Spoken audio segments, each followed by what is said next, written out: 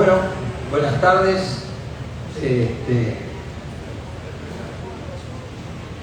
Qué esportiva tan especial que es esta, ¿no? Lo primero, por supuesto, agradecer a los organizadores y también quiero agradecer a la gente de Biocrop que me da esta posibilidad de ser parte de la actividad de ellos. Para mí es un gran gusto. Esto yo creo que es parte de una agronomía que viene, que va a seguir viniendo por mucho tiempo y a la que me parece que vale mucho la pena que los productores, los asesores le presten atención. Yo hace mucho tiempo que tenía ganas de trabajar profesionalmente en agroecología.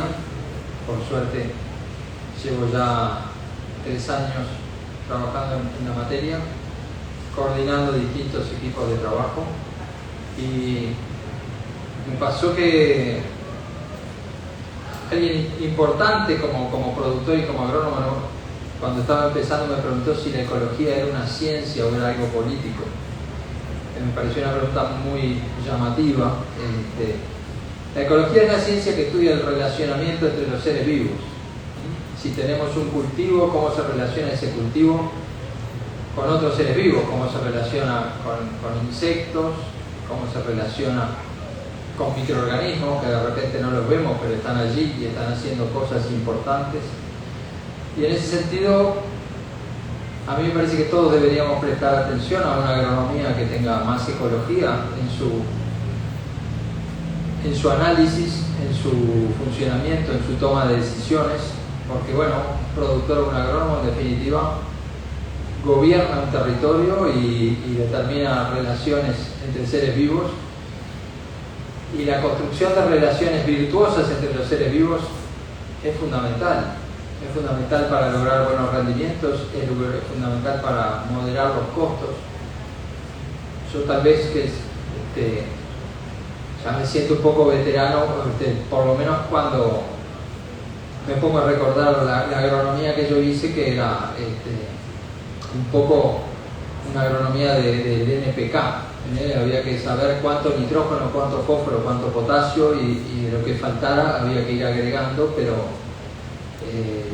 lo que pasaba en el suelo, en términos de biología del suelo, en la Facultad de Agronomía, y eso que era excelente la cátedra de suelos, y era excelente la cátedra de fertilidad, y lo sigue siendo, pero era algo que todavía era un poco excéntrico. Yo me acuerdo que sobre el final de la carrera había alguna línea de trabajo en abonos verdes, pero era algo que tal vez era un poco hippie, era un poco dudoso, o era un poco investigar algo, pero que luego en las chacras no iba a tener demasiado lugar. Y también yo creo que el cambio climático es el gran tema de la humanidad de este siglo, es el gran tema que va a rediseñar toda la economía, toda la sociedad, todas nuestras costumbres, toda nuestra cultura, y también va a rediseñar la producción de alimentos. Y en esa producción de alimentos rediseñada hay mucho para ganar. Y yo cuando hay esportiva, creo que ya desde mis vacaciones de verano empiezo a pensar qué es lo que corresponde decir y cómo decirlo de una manera sintética y que se entienda. Y quisiera dejar un mensaje fuerte que por lo menos invite a pensar, en el sentido de que consciente o inconscientemente hay 3 tipos de productores. Están los productores que año tras año van ganando en materia orgánica en sus suelos, están los productores que año tras año sostienen su materia orgánica en el suelo, y están los productores que año tras año van perdiendo materia orgánica en el suelo. Y hay 3 y solo 3 tipos de productores. También en la agronomía que yo hice contaba los kilos por hectárea que se sacaban, como cuando uno corre los 100 metros llanos y cuenta qué tiempo hizo. Pero no es lo mismo sacar 5.000 kilos de trigo ganando materia orgánica que sacar 5.000 kilos de trigo perdiendo materia orgánica, porque el que saca 5.000 kilos perdiendo materia orgánica va a ser difícil que lo sostenga en el futuro, y sus costos muy probablemente en el futuro van a ir subiendo y sostenerlo le va a salir cada vez más caro. Entonces, con la gente de Biocrop hace tiempo que hablamos de estos temas que a mí la verdad es que me apasionan. Me gustaría que los productores, por ejemplo, supieran lo que es una micorriza, que muchos lo sabrán, pero yo la verdad es que hasta hace poco no lo sabía demasiado. Un hongo que es como una prolongación de las raíces, que trabaja en simbiosis con las raíces y que permite que la planta capture mucho más nutrientes y solubilice el trabajo de ese hongo, esos nutrientes. Y bueno, allí hay todo un mundo que me parece que está por ser descubierto y que va a ser una agronomía que cada vez va a ser más importante, porque incorporar materia orgánica en el suelo siempre es importante, porque es nuestro capital suelo, es nuestro potencial productivo, pero también porque añoro el momento en que al productor que captura carbono le llegue su cheque por hacer esa captura y sacar carbono de la atmósfera. Son las plantas las que nos pueden dar la solución al cambio climático, es la fotosíntesis lo que caza carbonos que están en el aire y los convierten en materia viva, y luego eso va al suelo. Y en ese rediseño que va a llevar a que algún día todos los automóviles que veamos en la Sportiva sean eléctricos, y que va a llevar a que tantas cosas cambien, a que haya mucha más construcción en madera, a que todos clasifiquemos nuestros residuos y compostemos nuestros residuos orgánicos, y tantas cosas más que van a ir cambiando, porque estos calores van a seguir creciendo por muchos años y cada vez va a ser más la presión por frenar esa tendencia. Bueno, allí esta nueva agronomía, que pone a millones de seres vivos a trabajar gratis por el productor, que como no los vemos y son por ahora difíciles de medir, tal vez no le damos la importancia que tienen. Yo creo que esta nueva agronomía merece que le prestemos muchísima atención, merece que hagamos un esfuerzo de seguir aprendiendo cosas que tal vez en años anteriores no se conocían tanto o no se priorizaban tanto, y que van a hacer que este crecimiento agrícola que tiene Uruguay, esta mejora en la productividad que tiene Uruguay, este cambio tecnológico que ha tenido Uruguay, que recién me preguntaban cuántas expositivas llevaba yo haciendo presentaciones, y la verdad es que no me acuerdo, pero son muchas. Pero me acuerdo las primeras expositivas, la primera de todas a la que vine como estudiante que estaba por recibirse. Y si uno mira el Uruguay de aquel entonces y el Uruguay de ahora, afortunadamente creo que es un Uruguay cuya producción ha evolucionado muchísimo. Bueno, yo creo que la evolución futura de la agronomía tiene muchísimo que ver con lo que la gente de Biocrop va a presentar hoy, donde además de haber un expertise agronómico, hay un expertise en bioquímica, en biología, y creo que esa interdisciplinariedad también es algo que es sumamente importante. Cuando hice facultad,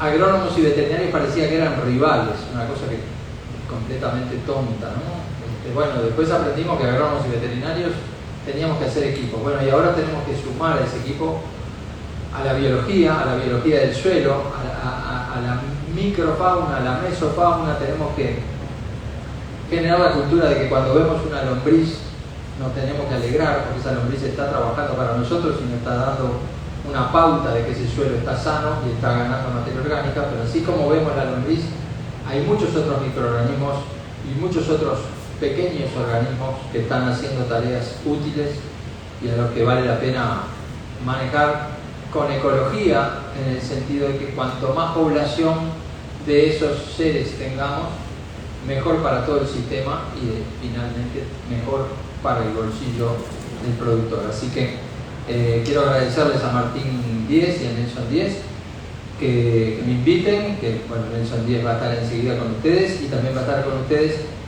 la bioquímica y bióloga, ya que el celular me juega, una mala pasada.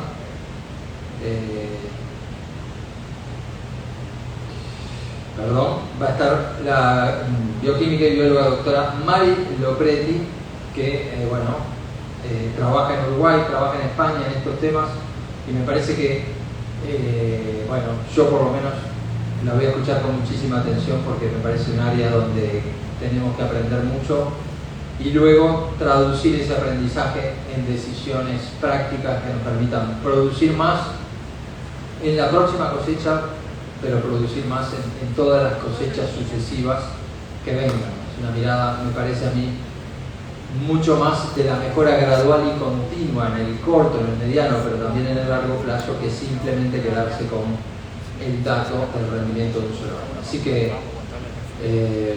Nelson, muchísimas gracias por permitirme hacer esta pequeña introducción y bueno, los dejo a ustedes con vuestra actividad.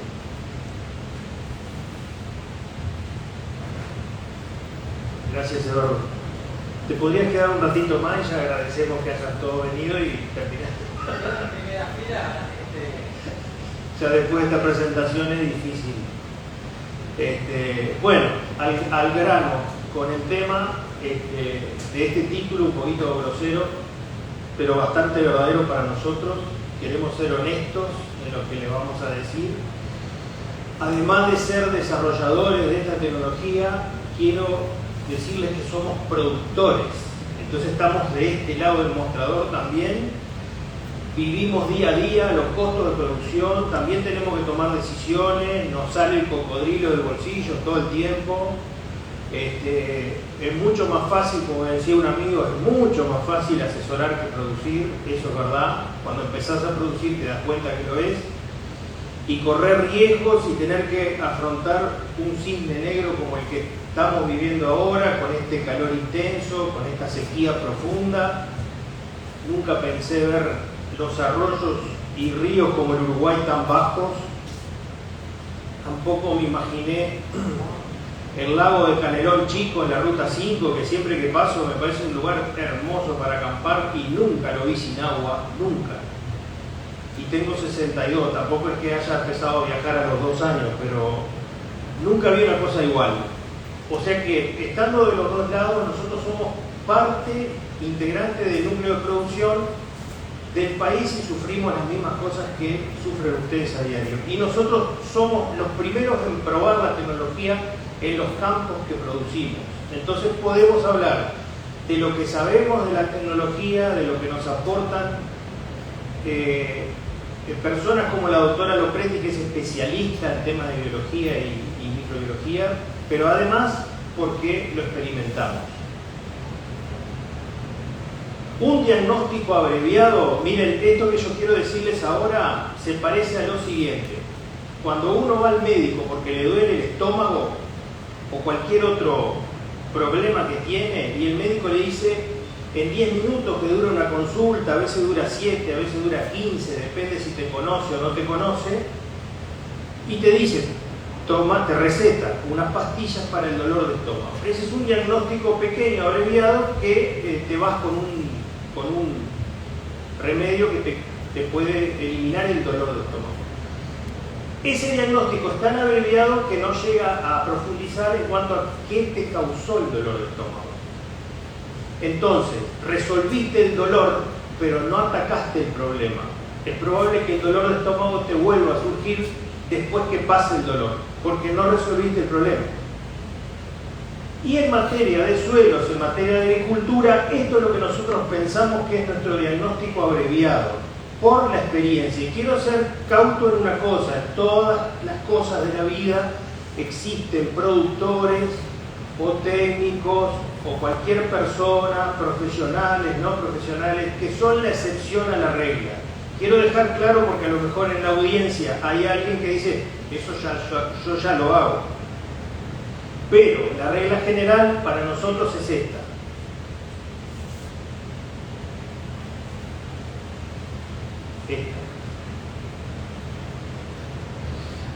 ¿Se ve bien de ahí? ¿Se ve bien? Tenemos suelos más ácidos. A mí me toca producir en suelos que tienen calcáreo abajo. A mí me aflora la tosca.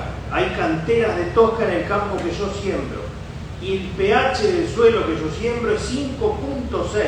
Originalmente los suelos sobre formación Freyventos daban 6.2, 6.3. La agricultura continua que hemos venido haciendo en siembra directa, los primeros centímetros, se ha acidificado, aunque yo tengo un yacimiento de tosca abajo. Y cuando hago calcio, el calcio ocupa el 85% de las bases. Si le sumo magnesio, paso el 90% de las bases. Son suelos que son difíciles que el potasio entre. El potasio quiere entrar y no puede entrar. Es mucha la cantidad de esos cationes. Sin embargo, el pH es así. Tengo que tener en cuenta eso porque eso marca una eficiencia baja en la captura de nutrientes por parte de la planta. Cuando el pH baja de cierto nivel, voy a tener problemas de captura de nutrientes y de absorción de nutrientes. Otro problema que surge es el suelo compactado. Le hemos echado la culpa normalmente al tránsito por encima del suelo. La realidad es que la apertura del suelo se debe, además del tránsito, eventualmente a otros factores mucho más fuertes. Un suelo apretado, imagínense lo que afecta en términos de agua. Yo le decía a un amigo, ya no me sirve el dato de cuánto llovió. Yo te pregunto, ¿cuánto te llovió? Vos me decís 30 milímetros. ¿En qué tiempo te llovieron los 30 milímetros? ¿Con qué intensidad? ¿Cuánto fue de los 30 lo que entró en el suelo? ¿Y cuánto corrió por arriba? No me olvido más de un productor lindero a mí que tiene un pivot y un día me dice el dueño del campo que le eche 15 milímetros. Regulo el pivot para 15 milímetros y el agua corre por arriba del rastrojo. ¿Y cómo haces? Le digo. Y bajo la intensidad hasta que alrededor de 6-7 milímetros por hectárea el agua empieza a entrar. ¿Qué es eso? Suelos apretados. ¿Qué consecuencia tiene? No aprovecho el agua, y cuando el agua es poca es mucho peor. Si el agua es mucha, por ahí tengo problema de erosión, pero no tengo problema de falta de agua. Pero si el agua es poca, es un factor que me complica. Otro problema del diagnóstico, otro tema del diagnóstico. La pérdida de la fracción orgánica a la que hacía alusión Eduardo.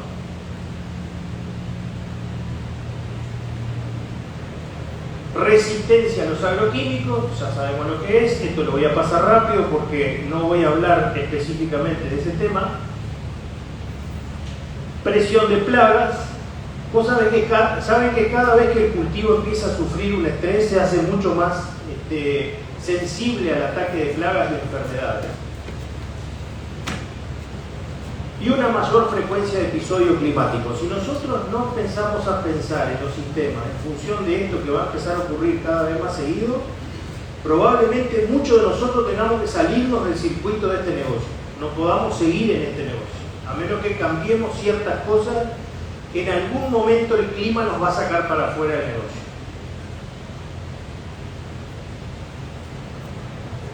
Perdón que es un poquito lento el insumos en alza. Ese es el tema de los costos que hablábamos al principio y la energía cara. Nuestro gasoil es caro, entonces cada vez que movemos la ficha es un gasto que se nota en el bolsillo enormemente. Con todo esto es un diagnóstico breve. Para nosotros es el marco de referencia con el cual trabajamos para tratar de mejorar esta situación sin subir los costos. Este es un diagrama que siempre traigo constantemente y machaco sobre él. Este es el suelo ideal. Este suelo es el que vos podés encontrar abajo del alambrado. Buscá abajo del alambrado donde haces chacra que no moviste nunca. Mandá a analizar ese suelo y te va a dar algo parecido a esto. Un alto porcentaje de materia orgánica. La cuarta parte del suelo la ocupa el agua, la cuarta el aire y el resto son minerales. El aire y el agua conforman la porosidad del suelo. Cuando yo pierdo, el suelo se compacta, pierdo estructura, pasa algo como esto, en donde perdí agua, perdí aire y materia orgánica. Un buen suelo de acá de esta zona puede haber estado en 5% y hoy puede estar en 3, 3,5%, esa pérdida de materia orgánica, más la pérdida, la densidad aparente que aumenta por la pérdida de porosidad, se transforma en esta situación. Y claramente que esta situación lleva a que las cosas me cuesten más plata y lleva a que esté más dependiente del agua. Aunque tenga riego, estoy más dependiente del agua. ¿Por qué? Porque perdí capacidad de retener agua. También voy a perder parte de la microbiología aeróbica que funciona con oxígeno, porque perdí buena parte de la porosidad que tiene que ver con el aire. Y esa pérdida en términos porcentuales de los suelos que yo he andado y ando frecuentemente es del 40%. Para decirlo de una manera más clara, si mi capacidad, si el potencial de mi suelo, el que tengo debajo del alambrado, son 6.000 kilos de soja, ¿sí? Yo perdí 2.500 kilos de soja en este tiempo. Y el potencial mío ahora está más abajo, pero a causa del diagnóstico anterior. Y no lo arreglás así nomás.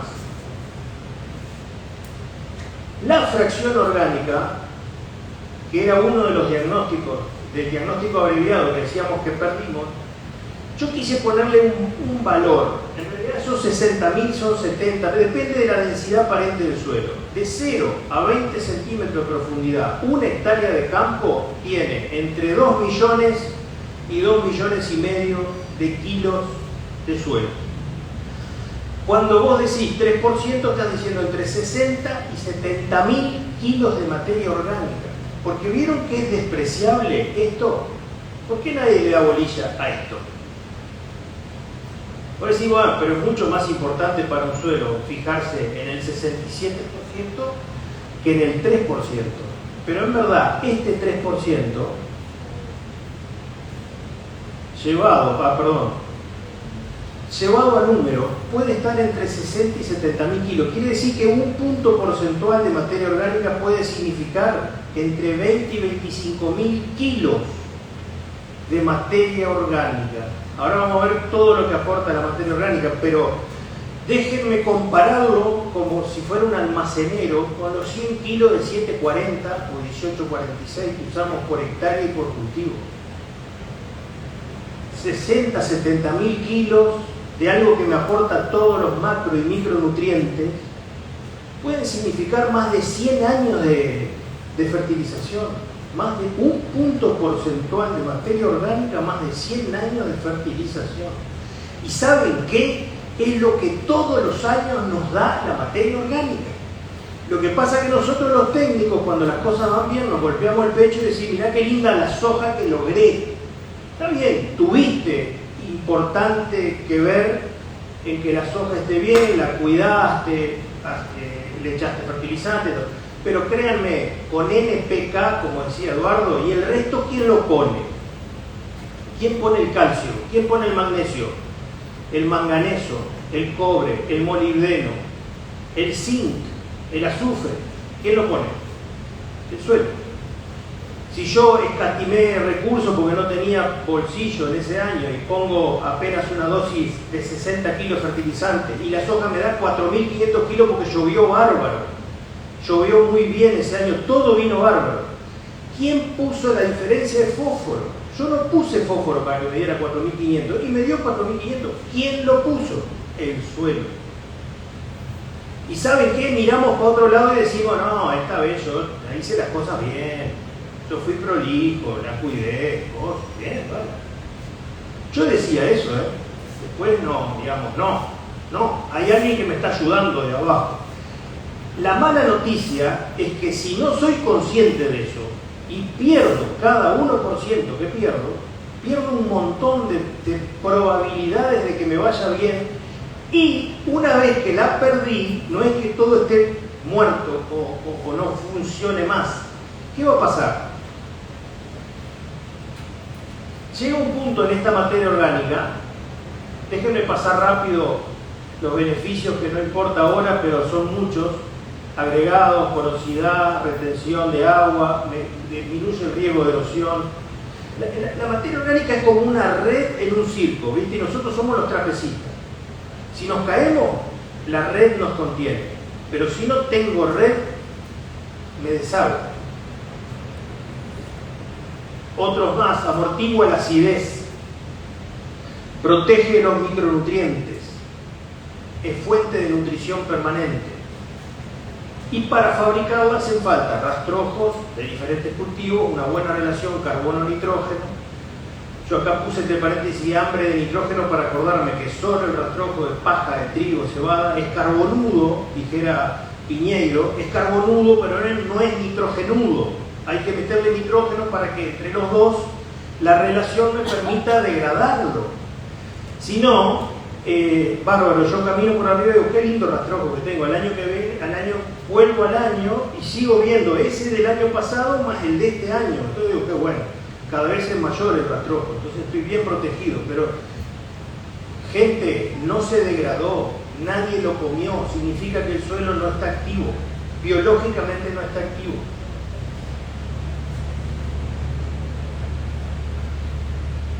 Yo lo que quería decir lo perdí acá, como no estoy con la pantalla no lo veo, pero tenía que ver con la materia orgánica. Se divide en grandes rasgos en dos fases. La POM, P-O-M, es la particulada, y la MOM.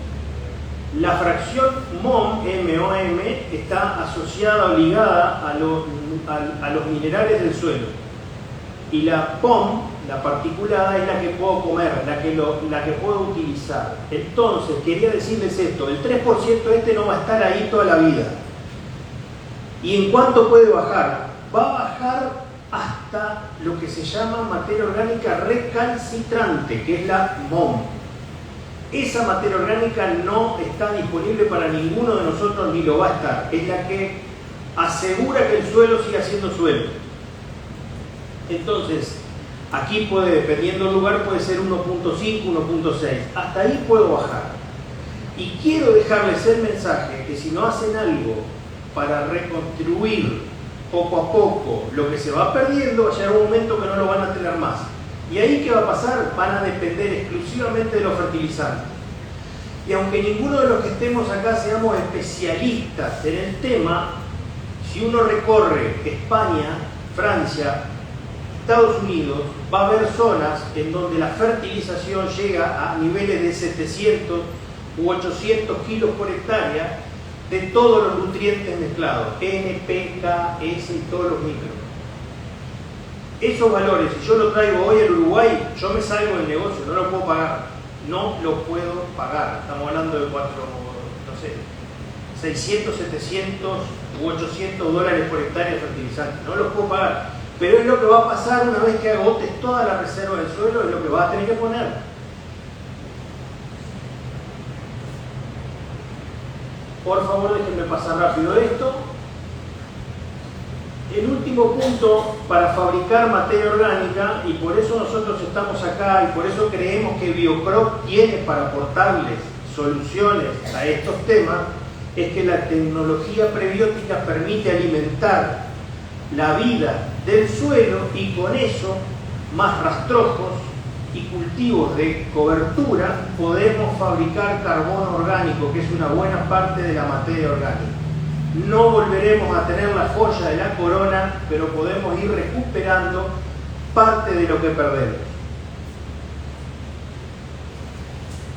Y acá puse un título que es tal cual, así: medidas urgentes para lo importante. Bueno, reconstruir la fracción orgánica es básico. Nosotros tenemos una herramienta que ayuda a que eso se haga más rápido, porque los prebióticos son aceleradores de la reproducción, reproducen exponencialmente microbiología nativa del suelo benéfica, y ella trabaja para nosotros.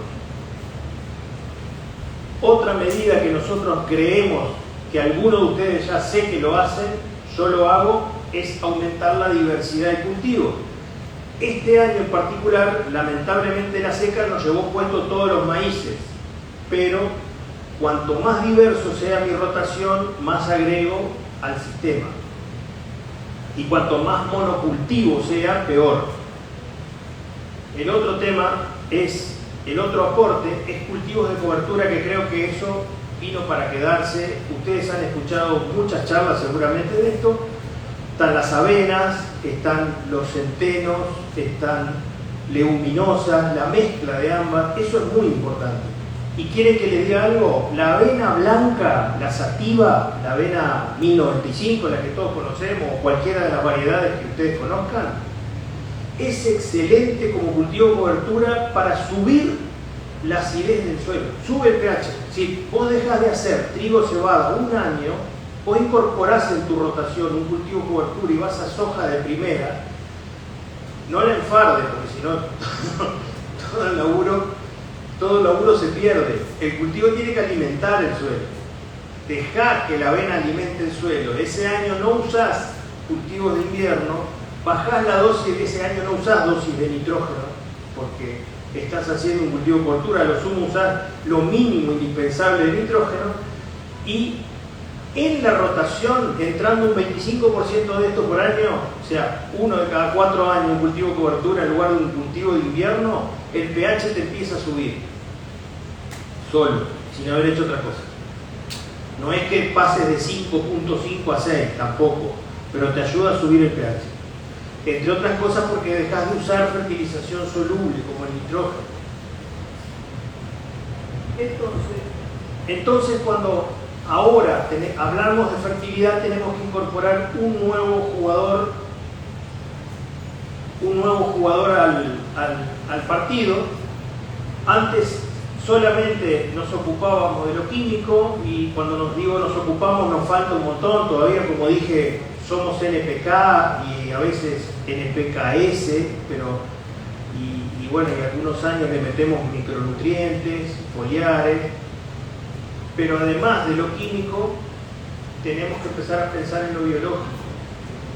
¿Por qué? Porque son aliados que nosotros los necesitamos. Si no, vamos a ser cada vez más presos de este tema y los costos van a subir. Y si los costos suben y no nos subsidian lo que producimos, no vamos a poder producir. Y hablando de fertilidad microbiológica, hay una definición que quiero leerla porque me parece concreta. Este es un ingeniero agrónomo mexicano que dice: la fertilidad microbiológica es la capacidad del suelo de proporcionar un ambiente rico, propicio, saludable y libre de patógenos para el adecuado desarrollo vegetal. Es lindísimo, es lindísimo, es el suelo debajo del alambrado. Pero no quiere decir que vayamos a eso, pero sí podemos revertir lo que hoy tenemos. Y esa es la apuesta. Y dentro de lo que es la microbiología, una bióloga del Instituto Clemente Estable una vez me enseñó que la diversidad, el equilibrio viene con la diversidad. ¿Esto qué quiere decir? Si yo elimino todo lo malo, no estoy equilibrado. A ver si se entiende. Yo necesito que existan patógenos, pero que no me causen problemas. El verdadero equilibrio es cuando existen benéficos y patógenos, pero en un nivel en que los patógenos no me complican ni me hacen daño económico o biológico al cultivo. O sea, no estamos hablando de exterminio de ciertas variedades o especies, sino de un equilibrio microbiano que se puede medir. Incluso hay un índice que se llama índice de Shannon, con el cual se puede medir ese balance microbiológico hoy.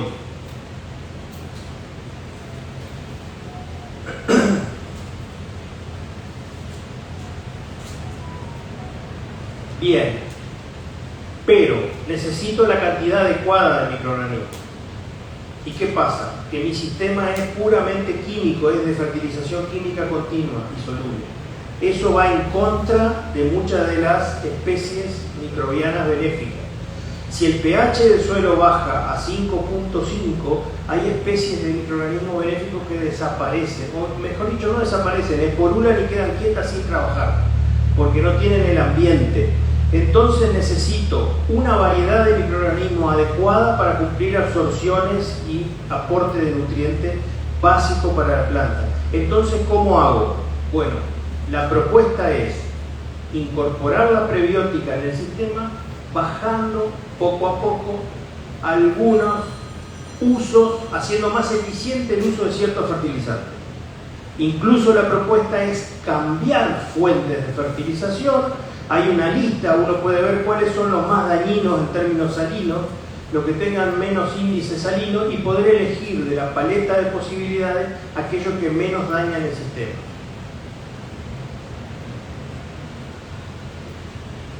Para darles un poco una idea si realmente es o no importante la microbiología, sobre 1 hectárea de suelo, sobre 1 hectárea, hay 300.000 toneladas de nitrógeno en el aire. Ustedes inoculan la soja con una bacteria que se llama Bradyrhizobium. Entonces, si hay alguno en esta sala que crea que no sirve el Bradyrhizobium para la tarea, que levante la mano.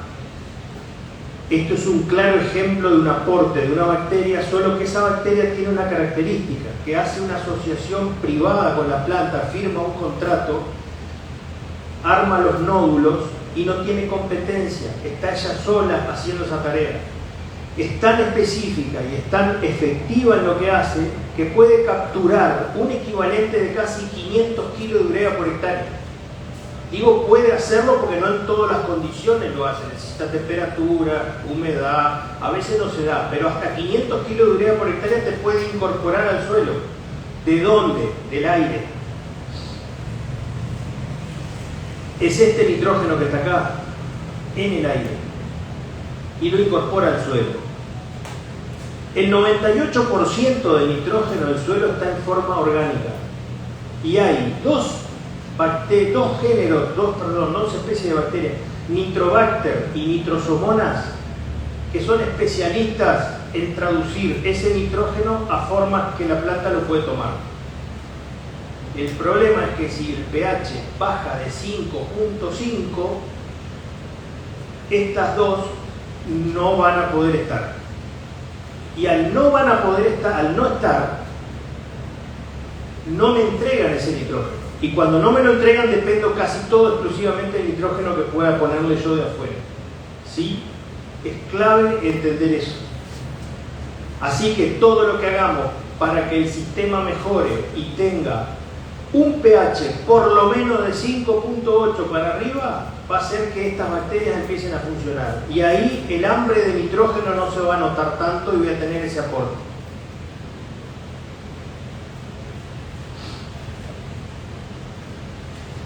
El fósforo, hasta un 85%, puede estar en forma orgánica. Y ese fósforo proviene de la síntesis microbiana. Cuando yo mando la muestra de suelo al laboratorio y me dice 8, 10, 12 partes por millón de fósforo, en esta zona seguro que tu suelo tiene 800, 900 o 1000, ¿quién da más? Partes por millón de fósforo, insoluble, amarrado a los minerales y a la fracción orgánica. ¿Quién tiene la llave para abrir esa puerta? Los microorganismos, solo los microorganismos. Está escrito desde hace más de 40 años en la literatura específica científica de todos los países. Se sabe que los microorganismos solubilizan fósforo del suelo.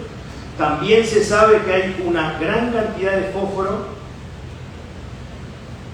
amarrado sin poder utilizarlo, que no sale en la lectura del laboratorio, no sale en el análisis Bray, ¿sí? En el análisis Bray sale el soluble, el que está disponible, pero no el insoluble.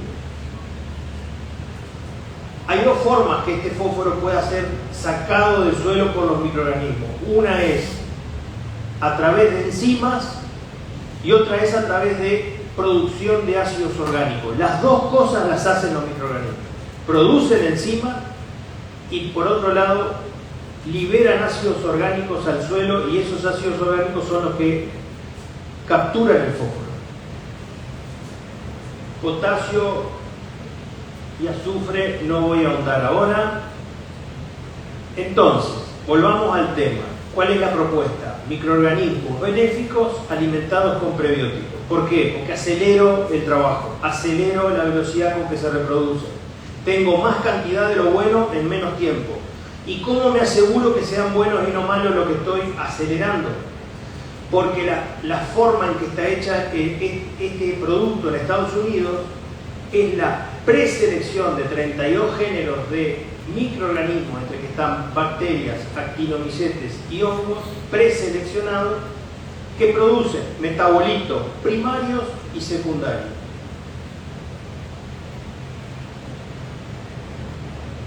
Esos metabolitos primarios y secundarios, con los primarios el microorganismo se asegura su reproducción y con los secundarios producen enzimas que son esenciales en todos los procesos fisiológicos de la planta. Cuando aumenta la cantidad de microorganismos benéficos en el suelo, aumenta la actividad metabólica, la enzimática, aumenta el estatus nutrimental, porque toda la barra que yo ayudé a crecer me está entregando nutrientes, y aumenta la capacidad productiva. Y esta larga lista la voy a pasar, pasa que va de a poquito, la voy a rellenar toda y después la hablamos. Suministra nutrientes, transforma lo orgánico en inorgánico, proteína, péptido, nitrato. Ese es el trabajo de los microorganismos, ¿no? Agarran nitrógeno del suelo y van transformando eso hasta llegar a nitrato, que es la manera que la planta lo absorbe. Reacciones con patógenos, producen sustancias que repelen el ataque de patógenos. Las micorrizas que hablaba Eduardo, las micorrizas son hongos filamentosos y son como brazos extensibles que salen, hacen una asociación con la raíz. La raíz le entrega azúcar a la micorriza y la micorriza le entrega nutrientes. Ese es el mecanismo de intercambio. Y gracias a la micorriza se puede meter en agujeritos que la raíz no puede, en pequeños poros, microporos que la raíz no llega. Y entonces extiende el trabajo de la raíz a una mayor cantidad de terreno. Y eso le da a la planta, imagínense que si una planta tiene nada más que 30 centímetros de diámetro de raíz para absorber y la micorriza lo puede hacer, extender a eso 3 veces más, imagínense la capacidad de esa planta de absorber agua y nitrógeno y nutrientes. Bueno, degradan residuos. Esa es otra cosa que ninguno de nosotros se entera. ¿Por qué? Es mi dilema siempre cuando entro al campo y veo cómo es la gramínea capín. Lo veo como en islas, ¿viste? Digo, pucha, y tengo que usar una dosis alta de cletodín con alguna otra cosa. Y siempre me pregunto, ¿será que porque son islas claro, pero si yo lo dejo semilla y cada año tengo más? Y seamos conscientes de esto, yo le estoy echando el herbicida a toda la superficie, donde hay y donde no hay. ¿Y quién degrada toda esa porquería que queda en el suelo? Lo degradan los microorganismos. La bioremediación, eso que suena muy folclore ecológico, es verdad, es verdad. Los microorganismos son los encargados de degradar todo lo que sobra. Lo usan como energía y lo transforman en algo benéfico, algo sin efectos secundarios para el suelo. Esto ayuda a mantener la humedad, retención de minerales y, en verdad, no hay proceso de humificación si no hay microorganismos activos. Esto lo vi claramente cuando trabajé mucho en Entre Ríos, en Argentina. En Entre Ríos los vertisoles suelen tener un horizonte A profundo de 80 centímetros, a veces de 1 metro. Hemos hecho calicatas en donde se ha recorrido raíces de trigo en los vertisoles que llegan a 1,60 metros de profundidad, la raíz de trigo, siguiéndola despacito en una calicata. esos suelos tienen 5% de materia orgánica, 4,8, 4,5, digo, qué bárbaro, qué bueno. ¿Saben qué? La materia orgánica por sí sola no alcanza, porque es alimento, pero alguien tiene que degradarla, alguien tiene que usarla, y para eso se precisa microbiología viva. Son suelos que necesitan, y eso es la frase, no hay humificación si no hay microorganismos vivos. Para hablar de eficiencia, y específicamente de fósforo, porque la lista es larga, esto es un cuadro de Embrapa, de Brasil, en donde ahí tengo, el pH del suelo, arriba, 4,5 hasta 7, y acá tengo los nutrientes, nitrógeno, fósforo, potasio, azufre, calcio y magnesio. Agarremos fósforo, agarremos nitrógeno. A pH 6, el nitrógeno es 100% eficiente, el uso de nitrógeno. Pero a pH 5,5 baja a 75, pierde un 25%. No estoy hablando de lixiviación ni de volatilización, estoy hablando de absorción. Fósforo, 6 de pH, 50%, 6 de pH, 50% de eficiencia de absorción. Esto está medido en hoja. Y a pH 5,5 baja a 40. Miren que la ineficiencia es enorme, enorme.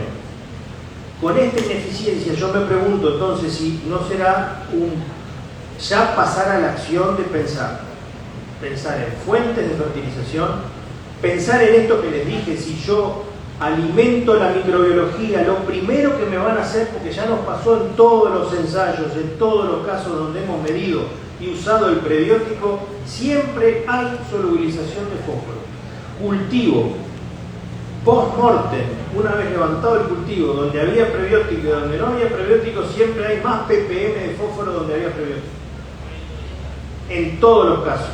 Incluso pasado un año de uso del producto, como nos pasó en una papa seguida de una cebada, de un maíz. De papa fue a maíz. Y en el maíz había una diferencia de altura enorme cuando fuimos a ver por qué la parte baja del maíz, donde estaba peor el maíz, digamos, fue el testigo que nosotros dejamos sin prebiótico en el cultivo de papa. Hicimos un análisis de suelo adentro de esa bajada y afuera, de los dos costados. Y la diferencia fue el doble de fósforo afuera que en ese lugar donde el maíz había bajado. Y habíamos usado prebiótico en el cultivo de papa anterior. Este cuadro es muy importante porque hagamos un buen diagnóstico, entre otras cosas porque nos cuesta un dinero el fertilizante. Entonces, ¿cuáles serían las formas que tenemos? Uso de prebiótico continuo nos asegura un aporte a través de la microbiología de fósforo. Pero podemos elegir fuentes de fertilización y elegir momentos de fertilización. Ya no creo que sea conveniente poner todo el fertilizante junto en el mismo, ¿me entienden? Capaz que es mejor tener una estrategia de diversificar, poner algo al boleo y otro poco al surco, o elegir fuentes diferentes con liberación lenta, etc. Ese fósforo, si yo les digo que la eficiencia es del 40, pongamos que sea del 50, vamos a poner la mitad de 100 kilos, los otros 50 kilos, ¿se perdieron? Si fue el boleo y llovió fuerte, capaz que sí, que parte de eso se lavó y se fue junto con el rastrojo a la cañada, pero pónganle que no pasó eso, que yo lo puse en el surco o no llovió tanto y se incorporó. ¿Se perdió? Los otros 50 kilos no, están ahí adentro, amarrados a los minerales del suelo y a la fracción orgánica. ¿Cómo lo saco? ¿Quién tiene la llave de la caja? De vuelta, los microorganismos. Está escrito en todos los libros de ciencia, en todo. Entonces, liberar el fósforo retenido del suelo puede ser un buen negocio. Imagínense que ustedes todos los años gastamos 100 kilos por promedio, vamos a ponerle 100 kilos de fertilizante fosfatado por cultivo de invierno, un poco más. Hay gente que fertiliza mejor. Que yo pueda reducir eso o pueda utilizar el del suelo y ganar plata y no perder tanta plata, no parece un mal negocio. Vamos a repasar cuáles son los desequilibrios en función de ese diagnóstico que hicimos antes. Usamos fertilización soluble, diamónico, monoamónico. Yo me acuerdo cuando empecé a ser asesor de productores, me acuerdo que una vez un ingeniero más veterano me hizo la cuenta, me dijo, vos tenés que aprender a hacer la cuenta de cuánto cuesta el fertilizante por unidad de nutriente, por unidad de fósforo, ¿sí? Y el más barato siempre era el que tenía el MAP, que tiene 52, 12, 52, 0, tiene 52 unidades de fósforo. Por tonelada era el más caro, pero por unidad de fósforo metida era el más barato. Y yo esa cuenta no la hago nunca más, porque ahora trato de elegir fertilización que no sea tan soluble. Me van a matar los que venden fertilizante, pero... Entonces, el aumento de la fertilización, llámese DAP, MAP, mezclas, urea azufrada, cloruro de potasio, son todas fuentes acidificantes, todas.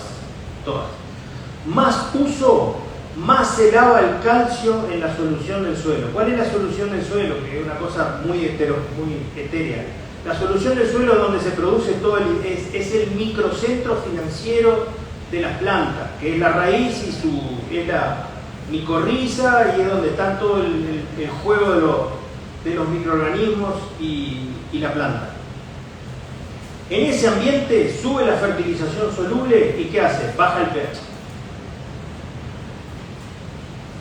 Se lava el calcio y se pierden colonias de microorganismos. Más pasa aquello de arriba, más pasa esto de abajo. ¿Está? No hay vuelta, búsquenle, métanse en el tema y van a ver que es así. Disminuye la actividad biológica, perdemos regulación, soporte y apoyo. Baja el potencial productivo y precisamos, lo que del título, precisamos cada vez más insumos para hacer lo mismo. Esa es nuestra lectura de la realidad hoy. Entonces, el planteo es cambiar un poco la forma en que hacemos las cosas y empezar a pensar en métodos, tanto el aporte de lo que es la rotación, los cultivos de cobertura, como esta tecnología que puesta en cada uno de los cultivos de la rotación nos traen un beneficio a largo plazo muy importante. Las respuestas a estos temas de diagnóstico son prebiótico, calcio soluble. Este calcio soluble tiene un conjunto de ácidos orgánicos en la molécula, no es solamente el calcio que entrego ahí, sino que además viene protegido, quelatado y tiene ácidos orgánicos que extraen más calcio de la solución del suelo. Aminopolisacáridos, que de eso va a hablar en un rato la doctora. Aminoácidos esenciales, pero de origen vegetal, no animal. Biopolímeros, derivados de la lignina. Esas son las propuestas, los fundamentos de nuestra propuesta para empezar a cambiar un poco la cosa. Y por supuesto, si hablamos de biológicos, tengan en cuenta, cualquiera sea lo que compren, que tiene que contar estos 3 requisitos. Por favor, fíjense bien, que sean compatibles, que sean estables, que los puedan dejar en el galpón y duren, que no cambien, no modifiquen su estructura, inocuos para el medio ambiente. Y nosotros aportamos toda esta garantía de calidad.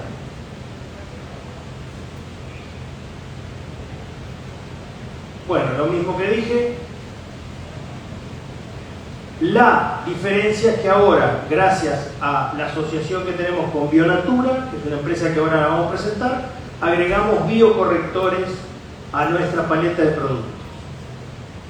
Entonces, nuestro plan, nuestra misión es mejorar la eficiencia en el uso de los insumos. No vamos a sustituir insumos, pero vamos a ser amigables con los insumos y vamos a hacer que sean más eficientes.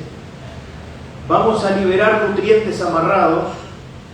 Con eso vamos a mejorar mucho el bolsillo, vamos a fortalecer lo que está abajo del suelo, que es nativo, vamos a incrementar la salud del suelo y de la planta, y con eso van a ver que van a empezar a cambiar cosas, van a ver que la presión de plagas baja, van a ver que no necesitan tantos insecticidas en el ciclo de cultivo, lo van a poder notar ustedes mismos en su campo.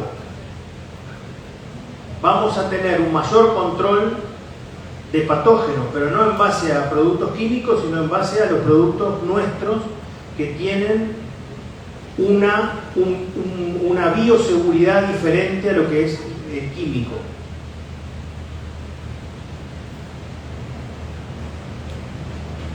Y por último, quiero mencionar esto. Después de esta sequía, esto es un campo propio. Después de esta sequía, todavía la soja no se había entregado, ¿no? Estaba por empezar a entregarse. La soja no se había entregado del todo. Pero empezamos a ver, hay un lugar en donde nosotros nunca ponemos prebiótico, que lo usamos como testigo permanente para ver en el mediano plazo qué ocurre. Y sacamos un pan de tierra de la zona donde no tiene prebiótico y un pan de tierra al costado, es una terraza de un lado, hay un camino en el medio y del otro lado es el mismo nivel topográfico. Del otro lado sacamos otro pan de tierra. Lo que vimos, y lo tenemos ahí en el stand si quieren pasar a verlo en una cubeta de vidrio, vimos esto apretado, como decíamos, el diagnóstico, el suelo apretado con bloques duros, impermeables, y este suelo completamente suelto. La sobrevida que te da esta situación a una situación de sequía, yo me animo a decir que es de alrededor entre 35 y 50 días.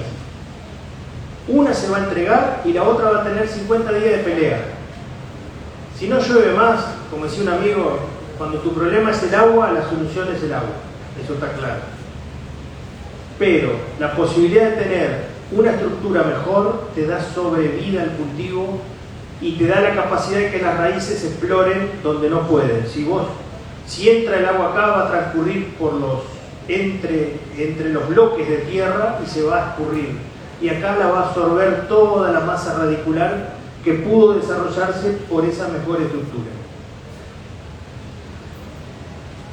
Por acá dejo yo, quiero dar paso ahora a Martín, que les va a contar brevemente nuestra nueva asociación con Bionatura, y dar paso a la doctora Lopretti, que es especialista en biología,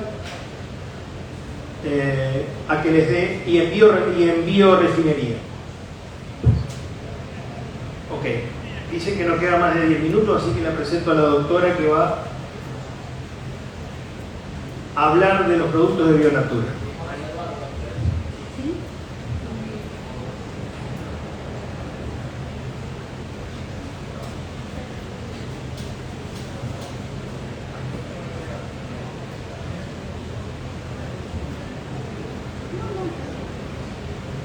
Buenas tardes.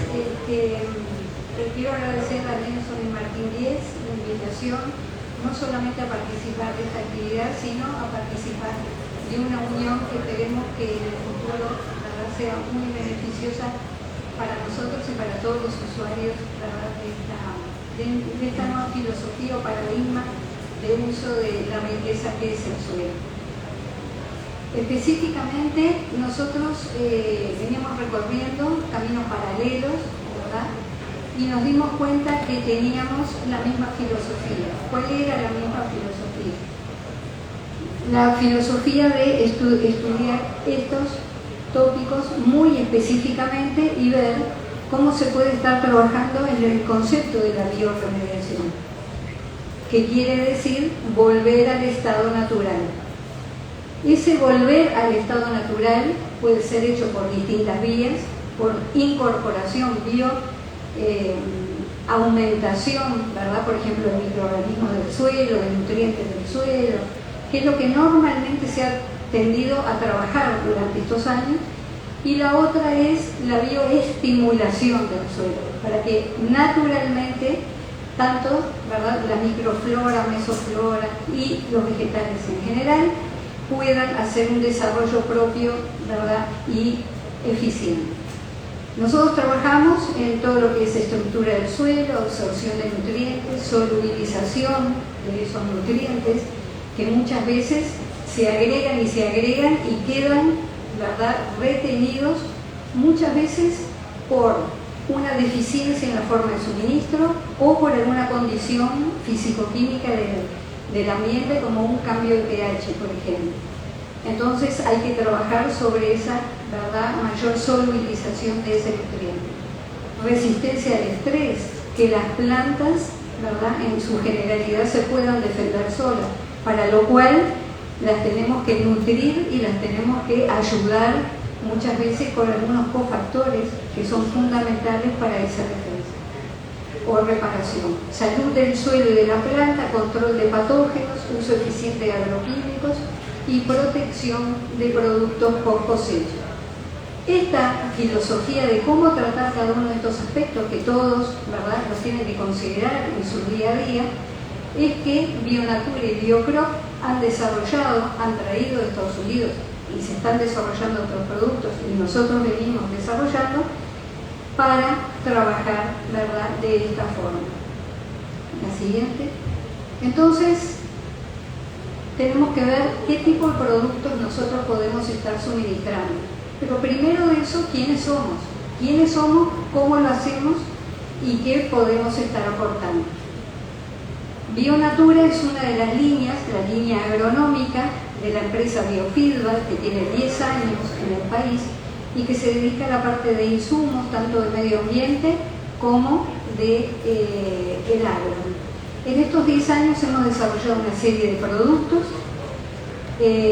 y generalmente tenemos una actividad comercial más bien en el sur del país y hortifrutícola, ¿verdad? Empezamos luego en el área, ¿verdad?, agrícola, y por eso es que hoy es el día en el cual están maduras las empresas como para hacer este tipo de unión. ¿Cuál es la filosofía de la producción de estos productos? Por un lado, trabajar con determinadas materias primas que no sean nocivas, que sean biológicas, específicamente con biopolímeros, y esos biopolímeros generalmente, casi todos, de origen vegetal. Entonces todos conocemos la constitución normal, que es la celulosa, hemicelulosa, lignina, polisacáridos, polisacáridos aminados, etcétera, que están presentes, ¿verdad?, en todos los vegetales. Todo eso está dentro de la nueva concepción del trabajo en biorefinería. Así como de la petroquímica sacamos agroquímicos, de la biorefinería podemos sacar productos para el agro. Y eso consta de dos etapas: la elección de la materia prima, por un lado, y tecnologías limpias. De nada sirve estar utilizando materias primas biológicas con tecnologías químicas que dejan residuos químicos que van al cultivo. Todo eso se hace gracias a la biotecnología y el conocimiento bioquímico, ¿verdad?, de lo que tenemos entre manos para el uso, ¿verdad?, como materia prima. La unión de esos dos conceptos es lo que nos lleva a la obtención de productos, ¿verdad?, que tienen que tener una eficiencia similar a lo que todos conocemos, porque nadie va a estar por una cuestión filosófica dejando de usar cosas con las cuales se obtienen grandes rendimientos por otras que serán muy amigables con el ambiente, pero nos imposibilitan una producción en forma correcta. Nosotros nos jugamos al uso integrado, no al de sustitución, sino al uso integrado, porque vemos que hay una sinergia entre unos productos y los otros, y la concepción fundamental para el diseño de estos productos ha sido el concepto de la sobrevida y el ciclo de vida de la biomasa, el ciclo de vida vegetal. Hoy día es muy conocido ya trabajar con los bonos de carbono, es también conocido el ciclo del agua, que cada vez tiene mucha más importancia, ¿verdad? El reuso y el manejo de forma consciente del agua. Y el tercer concepto que aparece en el mundo es el mayor ciclo de vida de una biomasa, de una molécula, hasta el final. Entonces tenemos que aprovechar absolutamente todo. Esto no es solamente una filosofía. ¿Por qué? Porque las personas que trabajen en esta concepción van a obtener mercados que si no, no los podrían obtener. Hoy es incipiente, así como hay mercados europeos, sobre todo europeos, que exigen determinadas, ¿verdad?, normativas, y trabajar en esa concepción, ya están utilizando este concepto, ¿verdad?, de la mayor eficiencia en el ciclo de vida de los vegetales y el cultivo que ustedes están produciendo. Dentro de los productos nosotros podemos tener, voy a decir el concepto, tenemos varios productos dentro de cada línea. Dentro del concepto tenemos biocorrectores del suelo, en la línea Nutribón y todos los derivados. Entonces nosotros ahí damos estructura, ¿verdad? Damos posibilidades de corrección de pH para suelos ácidos y alcalinos, damos nutrición por medio de ácidos húmicos, damos algunos elementos específicos para un momento determinado, como boro y calcio para floración y crecimiento. Todo eso, ¿cómo lo hacemos? Lo hacemos con un sistema de fermentación sólida. No es un compost al cual se le mezclan algunos insumos, sino que los propios microorganismos producen el ácido húmico, el ácido fúlvico, la asociación, la solubilización del fósforo para obtener un producto de fermentación sólida altamente eficiente. Dentro de esto nosotros tenemos también fertilizantes con garantía de biodisponibilidad. Ahí nos hemos jugado al nitrógeno orgánico. De nitrógeno orgánico podemos encontrar en el mercado y en el mercado mundial muchos productos hechos a base de residuos de frigoríficos, sangre de cerdo, etc. en el mundo. Y cada vez más hay mayores restricciones. Hay países del mundo que ya no se pueden estar utilizando. Estos productos están realizados a partir de lo que se conoce proteínas unicelulares, ¿verdad?, microbianas y vegetales, que luego por una hidrólisis enzimática, todo siempre tecnologías limpias, obtenemos aminoácidos esenciales. Ahí no termina. Los aminoácidos esenciales, si bien todos los necesitamos, animales y vegetales, para hacer una nueva síntesis proteica, tienen una característica especial desde el punto de vista químico y de su solubilidad. Nosotros podemos estar agregando aminoácidos, ¿verdad?, que si no el suelo y el ambiente en su totalidad no tiene un pH adecuado, van a tener la mínima solubilidad, ese punto isoeléctrico. Si tiene la mínima solubilidad, ahí van a quedar. Eso es un gasto, no es una inversión. Cuando nosotros diseñamos esto, se seleccionan determinados aminoácidos que el punto isoeléctrico, o sea, mínima solubilidad, está bastante alejado de lo que podría ser un agua de riego entre 6 y 8 aproximadamente, ¿verdad? Entonces conseguimos con eso una biodisponibilidad de un 68% siempre asegurado. Si el medio específicamente está tratado con alguno de los otros productos que podemos biocorregir el pH, etc., podemos todavía subir a un 80% la biodisponibilidad. ¿Y qué es la biodisponibilidad? Sabemos perfectamente que hay una translocación del nitrógeno de raíz a la parte apical. Tenemos también otra línea de productos que son los promotores de crecimiento y de resistencia. Y esos promotores de crecimiento y de resistencia están basados en su síntesis en qué? En polifenoles, por ejemplo, como la lignina, que es un polímero muy grande, que es natural, que es lo que le da a la planta que la rigidez, la estructura y la protección. Una baja de lignina, que puede estar por un estrés, ¿verdad?, hace que no se proteja, es atacado por mucha mayor cantidad de fitopatógenos y no tiene sistemas de reparación. Estos productos permiten, al ofrecerle a la planta monómeros de ese polímero tan grande, pero que es vegetal y de ellos mismos, como un insumo más para la síntesis de la lignina, que lo hacen ellos mismos. Es un aditivo, es un promotor, ¿verdad?, es como un shock vitamínico de alguna forma, que le permite hacer una mayor síntesis de estos compuestos, que por sí mismos ya sirven para defensa. Nosotros hemos visto unas cuantas, por ejemplo, aplicaciones post cosecha, o digo, antes, específicamente antes de la cosecha, de reparación, ¿verdad?, de superficie por medio de aplicaciones de estas características. En esa promoción, ¿verdad?, que nosotros tenemos ligninas y azúcares, polisacáridos a partir del pitosano, tenemos un producto que es el Biosil. La línea nutricional es el Nutribón, la línea nutricional líquida es Bioaminoacid, la línea de promotores de crecimiento, justamente con estas características, es Biocid, que tiene una alta actividad como control genérico y muy específico, ¿verdad? Para algunos, mayor actividad que para otros, de actividad fungicida y fungistática. Que con esto la planta se defiende más y además tiene esa actividad. ¿Por qué? Porque coincidentemente o pensadamente el diseño ha estado en función de monómeros que son fenólicos, y los fenoles ya a nivel de la farmacopea en general tienen actividad herbicida.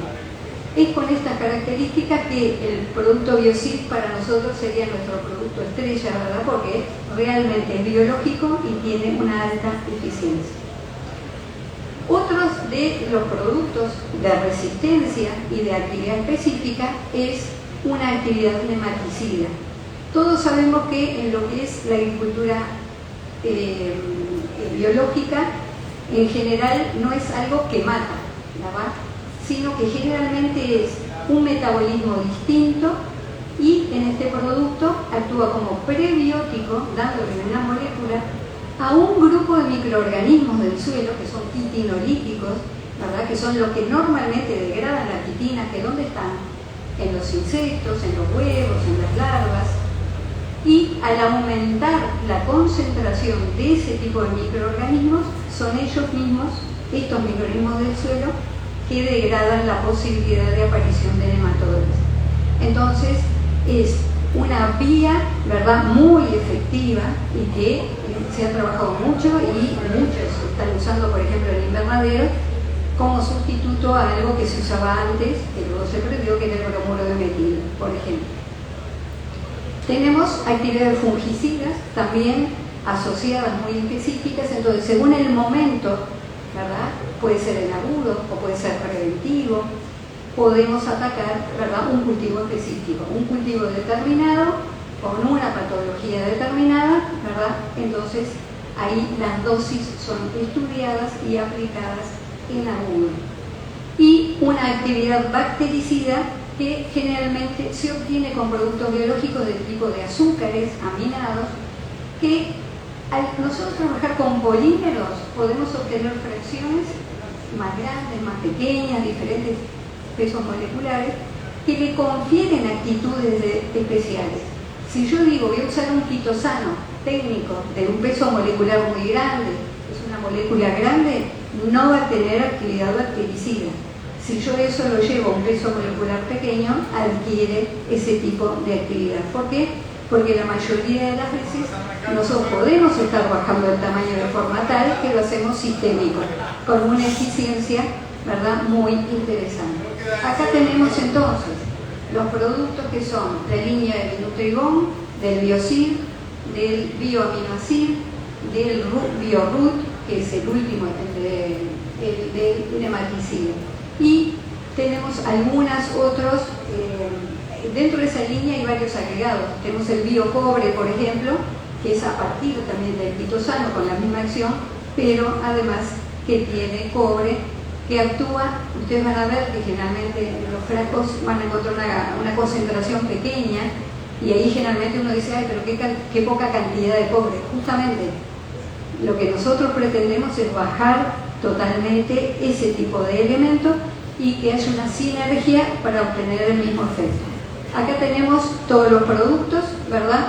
Entonces, Biocrop y Bionatura unidos para poder hacer un manejo integral bajo esta forma, y estamos ahora diseñando programas en forma conjunta con la agricultura tradicional de hacer un uso intercalado de dosis de agroquímicos naturales y de agroquímicos tradicionales, o de bajar las dosis y hacer esa sinergia que ya de varios ensayos hemos visto que está comprobada.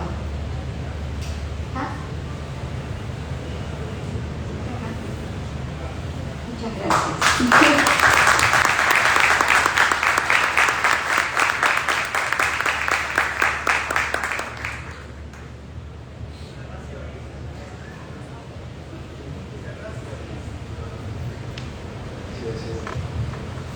No, tal vez me quedé con curiosidad de esto del final, de cómo intercalar los productos tradicionales con los biológicos, si hay sinergia o si hay algún criterio para hacer esa intercalación. Bueno, ahora le paso la palabra a Nelson, pero por ejemplo, eso de intercalar ha sido en base a algunos estudios que ya empezamos a hacer. Entonces, por ejemplo, en distintas etapas, ¿verdad? Prefloración, etcétera, etcétera, sustituimos una de las aplicaciones de lo tradicional con estos productos. Lo estamos haciendo en este momento en cítricos, ¿verdad? Estuvimos ayer justamente viendo un poco la parte de sanidad, crecimiento, y bueno, el hecho de notar el mismo resultado ya es un resultado positivo, porque estamos bajando, ¿verdad?, la dosis de los agroquímicos tradicionales sustituidos por esto. Pretendemos en cultivos, ¿verdad?, de cereales, etcétera, hacer el mismo tipo de ensayos.